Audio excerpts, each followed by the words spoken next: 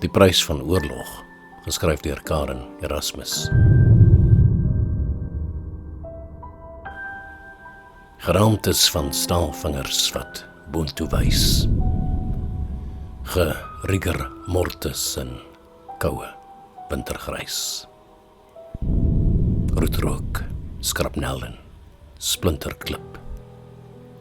Griefverhaal. Waansinnig brandstrukture as 'n bewys. Brokke, stapel ysmure, skeeflyfdakke van eens bewoonde middelklas paradys.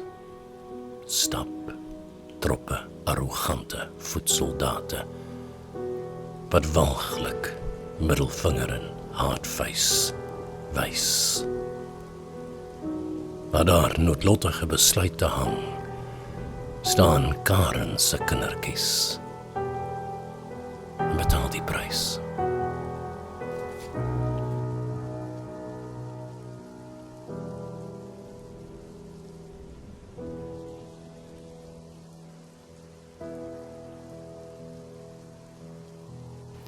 Op mure geskryf deur Ilse van Staden.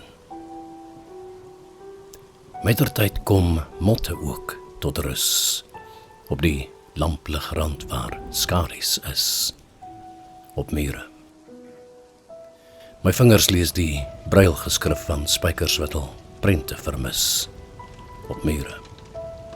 Skaries patrone hand vervlietend, en word deur die duister uitgewis, op mure. Stof tot stof, en as tot as versamel, in poree van verbintenis, op mure. Gek en dwaas, skryf ek ook soms my naam, Gods blom, wat half ontwortel is, op mure.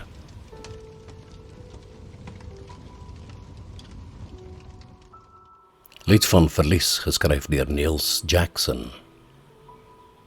Liefste, hoor jy die vriende saggies skinder oor hartstog wat geleidelik verminder? Sien jy, besbeminde, terwyl een hart blom is die andere rustelose vlinder? Ek het jou lief, lief, tog sak die twyfel neer soos vinke wat 'n koringland kom plunder. Sien jy op die kaart vir ons 'n saamstappad? Of voeder ons roetes al verskillender? Verkoek ons saamwees lief jou nog soms soos dou? Of word dit soos onkruid al verstikkender? Die digters hart verbleek soos vaal najaarsgras. Was die hartstog dan net 'n oogverblinder?